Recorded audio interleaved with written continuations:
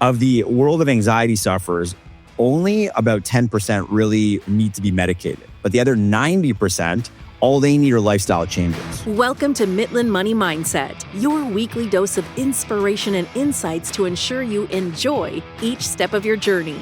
Whether you're saving for the future, planning your next big adventure, or simply looking to add more joy to your life, you've come to the right place. Now, let's dive in.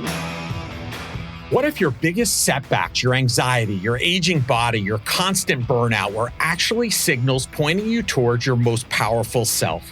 Today's guest, Julian Brass, is living proof. From building a media empire to becoming a global wellness coach and best-selling author of Own Your Anxiety, Julian helps high-performing men over 40 transform stress into strength through his F-Fit40 method. This episode isn't just inspiration, it's your blueprint for leveling up in body, mind, and mission. If you're ready to start your transformation, this episode is for you. Let's get this conversation started with Julian Brass. I'm Larry Sprung, your host for the Midland Money Mindset and founder and wealth advisor of Midland Financial. Let's dive into today's show.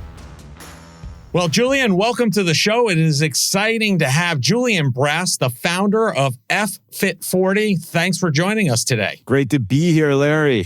Yeah, it's awesome. So listen, we're going to spend a lot of time today on F-Fit40. But before we do, our listeners, our subscribers are super excited by the entrepreneurial journey because they're so different, so interesting. So can you share with us kind of your path to founding F-Fit40? How'd you get there? Yeah, for sure. So it's definitely not the most straight linear path, that's for sure. And I like that. And I think I relate to people and they relate to me in a way that which wouldn't be possible if it was so linear. You know, life isn't linear. I'm sure all your listeners know that. And we've all been through our own pivots and journeys and stuff like that. So I've been an entrepreneur since I was a kid. Literally, first business was 8 years old. My grandmother, my booby, bought it for $40 because I wasn't doing my homework. So that was my first exit. You know, since then, I've just had different businesses continuously. Eventually, when I, started to become a little more professional in my business endeavors, I first built and sold a very popular online media company. We became one of the biggest for the sort of affluent millennial generation in Canada. That was the target market. And I did that for just short of a decade. Award-winning entrepreneur with all sorts of accolades for that business. And in that business, I kind of lost myself, especially at the beginning. And it's funny, it was my second sort of move out of college. My first was actually in finance. So I can probably relate to a lot of your listeners here, Larry, because I was in the finance world for a hot minute before I started this media business. First couple of years, I lost myself, man. That entrepreneurial bug that I had in me since I was 8, and all of a sudden at like 24, 25 years old, it was real entrepreneurship, not part-time entrepreneurship, if you know what I mean. And I was like, right. Blindsided. Okay. Out of nowhere, I started to get bad anxiety. I started to struggle with bouts of depression. And, I felt overwhelmed. To the outside world, back in 2008, 9, 10, talking about mental health was not as open as it is today. So I truly suffered silently behind closed doors. And then when I had to go out and do my thing, I put on my blazer, I put on my mask and I did my thing. Thankfully, the business became quite successful and I had a chance to really grow, not just professionally, but personally within that decade of starting and then selling the company. And I share that to really just sort of give your listeners something that they may not hear every day from your guests. I have this great track record as an entrepreneur and I wouldn't be able to do what I do today had I not have some scars to sort of like know what it's like to be in the trenches, not give up, come back up for air, and then say, hey, man, I'm staying here.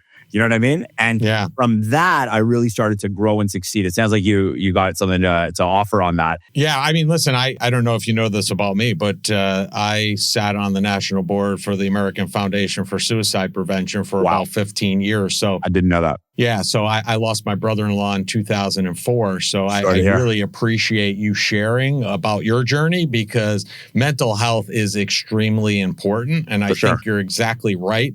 back in 2008 or even prior, a lot of folks were not talking about it as much today. Right. I wish people were talking about it more, but it's with people like you sharing those stories and sharing those journeys that it becomes more comfortable for others to 100% also share their journey. So I appreciate that. Yeah, you got it. And I mean, I'm just scraping the surface here, brother. It's your show. You'll take it in any direction you want. But just to answer your question about how I got to what I do now, which is helping men who are very successful over 40 get in the best shape of their life physically and mentally through fitness and holistic health.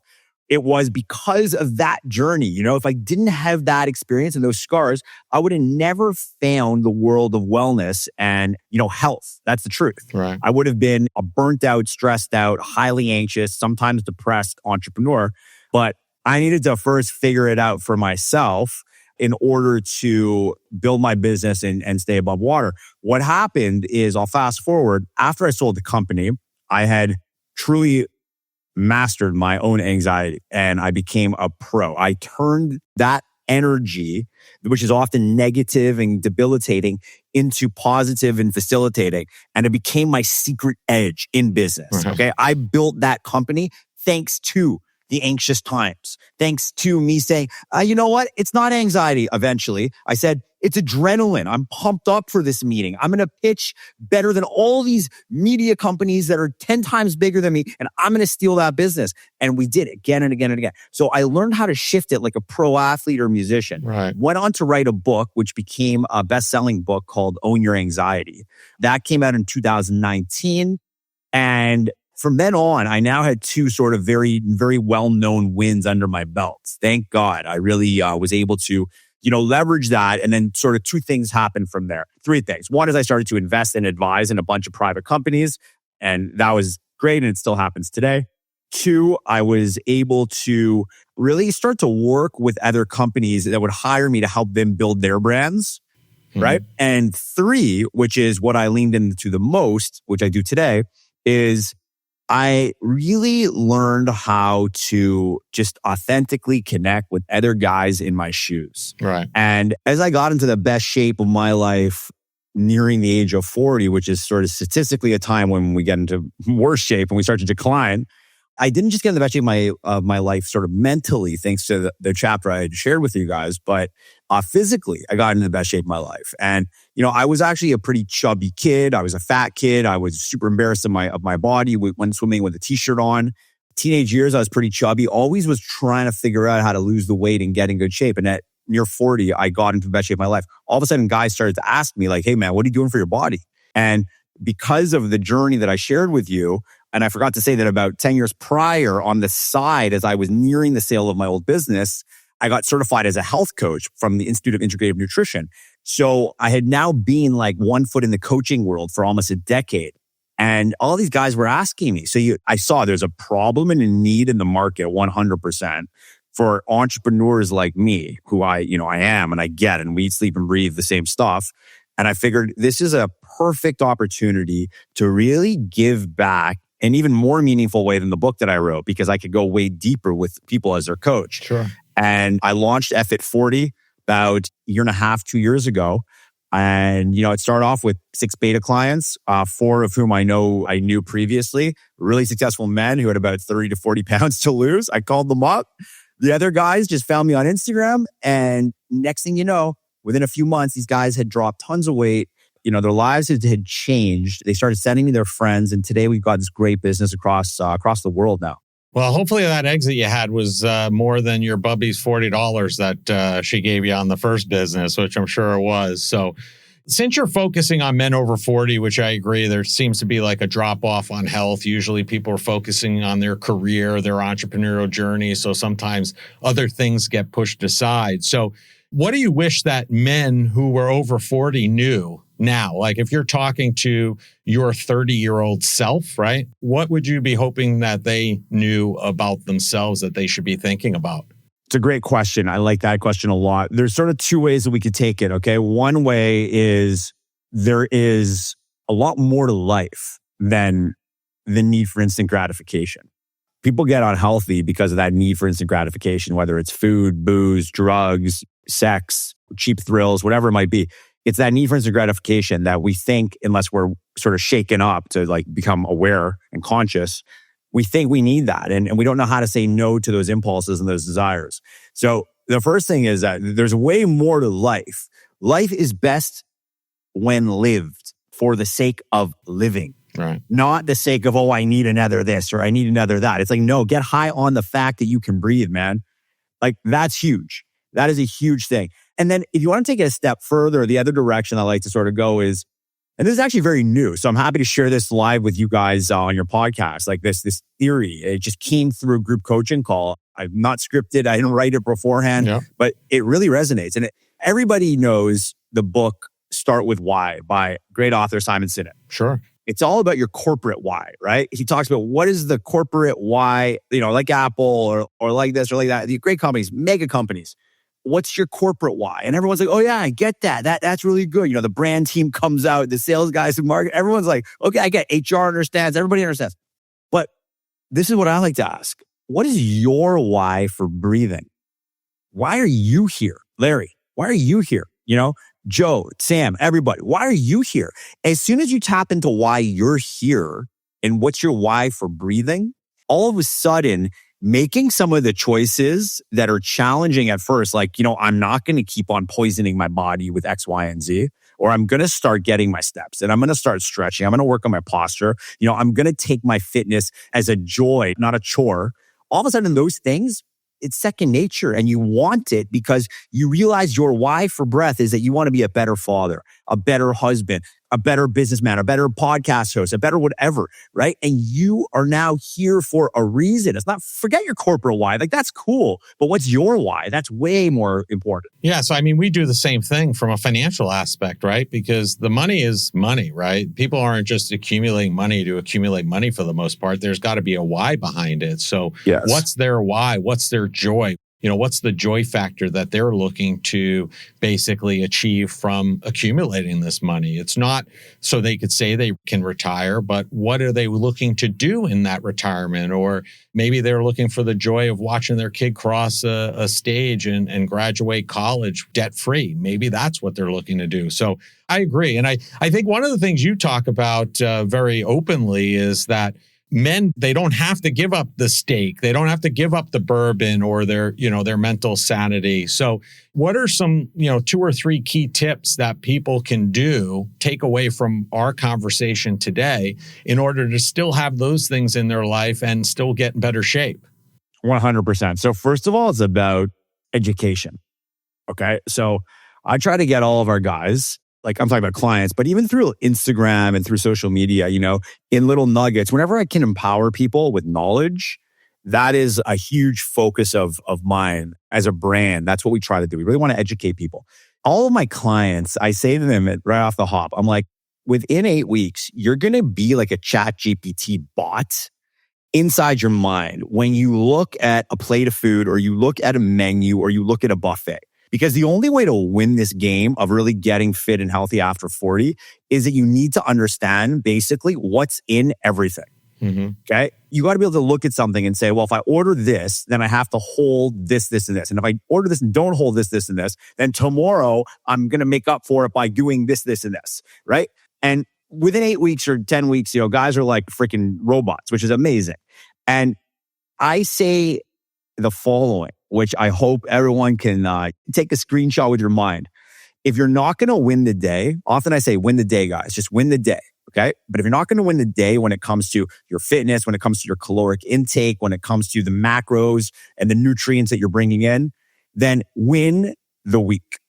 So if you're not going to win the day, win the week, okay? And now you can have that bourbon. You can have that, steak or steak's great, by the way. There's nothing wrong with steak, but if it's in a butter sauce, different story. Right. But, you can have some of the things that you love and not feel like you're going through life handcuffed and like making so many sacrifices.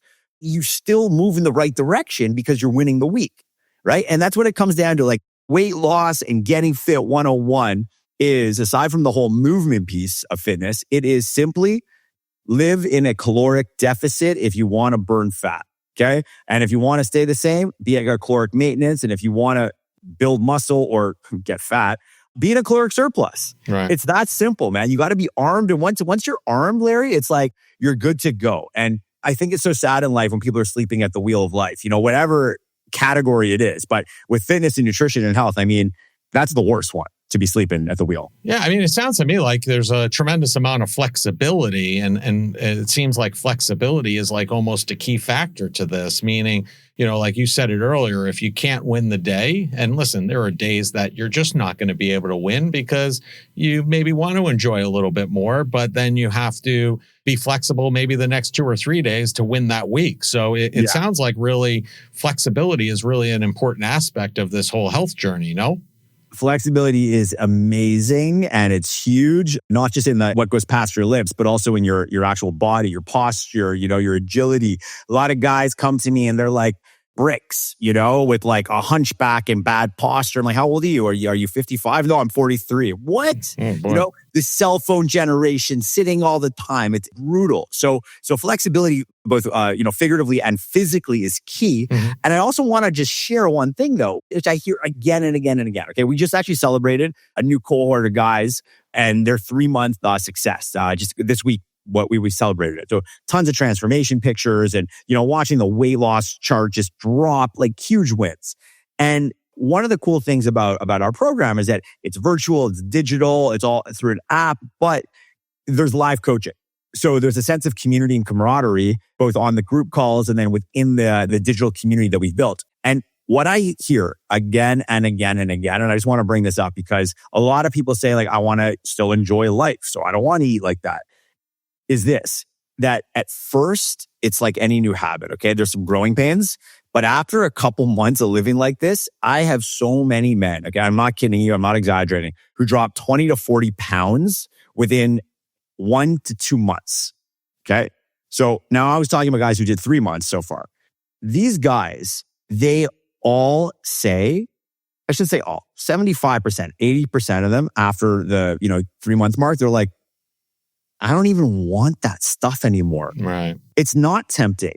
This is a better way to live. They've smelt the air. They've seen the light. They realize it's a better way to live. Not only because they've gone down like 4 to 6 pant sizes, and their shirts fit better and their sex life has improved and, their partner thinks that they're a stud again. A lot of guys say, wow, this is the same weight I was before I got married. Or like, I'm my high school weight. Like I actually hear this every day of my life.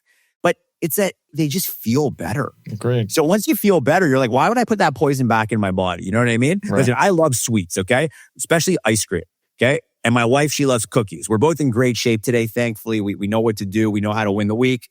But once in a while, we still eat ice cream and cookies. We compromise. Right. You like cookies? Actually, we'll have both. We compromise. But it's not like that is, a sign of a life well lived. It's a treat we enjoy once in a while, but do we want to eat that every day? Heck no. Yeah, you know better. It's just a matter of perspective sometimes. So that's it. Imagine a relationship where financial conversations don't feel stressful, but actually bring you joy. We've designed a guide to help you have positive, meaningful money conversations with your partner. This isn't just another budgeting tool. It's a roadmap for building trust and connection. So if you're ready to start a joyful money journey with your partner, go to Mytland.us/couplesjoy and download your free guide. Transform your financial future together starting today. Let's shift for a minute because you seem to have found, your platform of choice on Instagram, and you have, somewhere near over 100,000 followers, So for other entrepreneurs that may be listening that are looking to build their digital footprint, what advice do you have for them in terms of going out there, building that audience and being able to reach their target audience? What advice do you have for them? Yeah, for sure. So you've got to be just relentlessly dedicated to your audience, to your niche, to the brand that you've created or that you're creating. You got to be so dedicated, so consistent. You sort of give up when a post doesn't perform, and you need a strategy, but you're at a loss if you're obsessing about every single post, and that creates hesitation to even put it up. And then you're like, tomorrow. You got to get the good stuff out there, and you need to know who you're talking to. That's sort of like a 101 version. Another thing is And once I was actually working with a social media guru. I'm good, but there's much better than me. And he was saying, you got to act as if you're at a conference when you open up Instagram. Okay, or you open up any platform, If you're at a conference, you're not going to be like, hey, Larry, check it out. This is what I do, man. I help guys lose weight. I have a best-selling book. My name's Julian. I wear a 32 pant size and I got a wife. She's great. And it's like, hey, buddy, tell me about yourself. Right. What are you looking for, right? What brings you here? And develop some sort of rapport and connection. That's very, very important. You can't just post and be in this time chamber where you don't look back for a while till you're ready. You got to interact with your people. You got to add that real value. And then there's, of course, the data. You need to study the data. You need to understand, what works and what doesn't. A very tangible strategy that I'd love to give your viewers here, your listeners, is once you understand what works, right? It doesn't mean just stop there. It means take, say, 70% or 80% of what works, and then open up the rest, the margin, with exploratory posts, right. Okay? Test posts. So you could see, hang on. So it's like A/B testing. Okay, so this is working. This is pretty consistent now. I see that my followers like it. But now can I try a different style 10, 20, maybe 30% of the time? And will that resonate as well? So what I'm hearing is lean into the stuff that works and test new stuff on the fringes, and maybe you find something else that works along the way too. You got it. Exactly. Yeah, amazing. That's great stuff. So, you talked about your idea and why you wrote Own Your Own Anxiety. And Own Your Anxiety. Own Your Anxiety. That's what I have in front of me. I just read it. I added in some words there. Own Your Anxiety. It happens a lot, believe it or not. All good. It must be in the brain. We're trying to add extra words there. But, you talked about why you wrote it, right? In terms of for yourself. But, at the end of the day, if readers go out and buy the book, go out there and read it, what are you hoping that they're going to take away from it as a reader on the other end? I want them to accept the invitation that anxiety is actually a blessing and life compass that is actually allowing you to learn more about yourself and live in a way that is in alignment with who you really are. So what your values really are. And the hope is that by doing so, you get to know yourself better, you get to enjoy life more, and you get to feel just a bit lighter, a bit happier, a bit more positive in your day-to-day existence. So really just to use it, manifest it, and make it something that's working for you and not necessarily holding you back is what I'm hearing. It can be your secret edge. There's no reason that it isn't, right? We got so many anxiety sufferers who are suffering silently and quietly. There's a lot of people out there, the vast majority. I did a ton of research with this book and, was able to tap into some of the leading, neuroscientists and brain doctors and, professional athletes.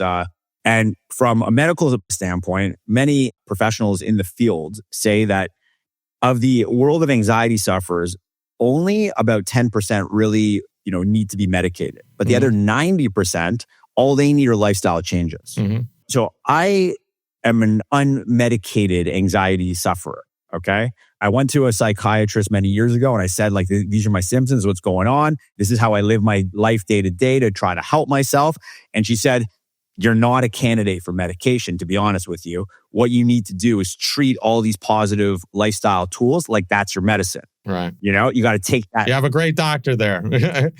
Because there are so many doctors that be like, here, Julian, here's the pill. Take it. I'll see you in 6-8 weeks. Let's see how it's going, right? You got it. You got it. And no diss to the people who need to be medicated. Agreed. Of course, I know you're not saying that. But the people who do not need to be medicated and are lazy, they'll take a pill instead of going and saying, I need to, go hit the gym, or I got to stop drinking every night and then, slamming back 5 cups of coffee to nurse my hangover the next day. Those people, and I still am so passionate about this, they must find the determination and willpower to rise up and say, you know what? Maybe I can actually transcend what it is that I'm going through, not by just, sitting there and praying, although that would help. Right. And not just by sitting there and meditating, although that would help. So many things would help, right? By making the changes. Right. You know what I'm saying? And again, I really want to be clear. Okay. I'm not a doctor. Okay. I'm not a medical professional. I'm a man who's figured it out for myself and I've helped tens of thousands of people through my theories and my research, but I am not a doctor.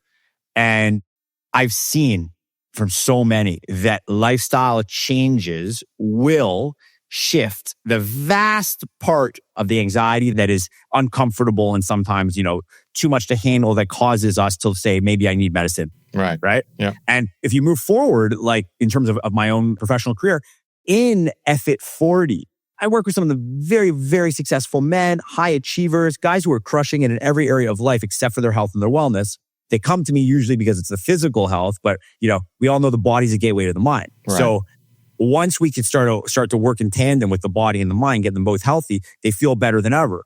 And that's what it really comes down to. It's, you got to understand that if you make the positive changes and you are as disciplined like you are with closing an X deal or hiring that rock star for your organization or investing your money the right way, if you're that disciplined with your lifestyle, then the world gets better, anxiety dissipates. And when you get a little bit, and you still probably will get a little bit, you know what to do with it. And that's the theory of the book. That's the thesis. Use that energy like an athlete would, when they go on the ice or they go on the court and they're like, a lot of them are throwing up in the locker room before they get out there, man. Right. That is hardcore anxiety. Yeah. But they shift it. Yeah. And now they're scoring goals. Now they're, shooting threes. So it's like, that's the game that we're playing too. Well, listen, I think that was a great segue because I wanted to talk to you for a minute about how we met. We met because you were working with some of the athletes or all the athletes at the IEHL USA Challenge Cup that took place here at UBS on Long Island in 2025. And I wanted you to share, how did you become involved with that event? Yeah. So let me tell you, first of all, it was one of the coolest experiences of my entire life. Okay. I am a big hockey guy. I'm a big Zionist and Israel guy. I used to live there for a number of years and I love the NHL. So it was like all my favorite things coming together at once, and I love high performance mentality, right? Clearly what we're talking about. Right. So being the strength and conditioning coach for the Israel Elite Hockey League, it's a huge honor. And then to be able to take that like to UBS Arena, I mean, like, doesn't get much better for a guy who deep down still wants to be an NHL hockey player. So how did I get it? It was a combination of serendipity and hard work. I was vacationing in Tel Aviv a couple years ago. A friend of mine said, come watch the pro volleyball players on a Sunday morning. Went down to the beach right in Tel Aviv.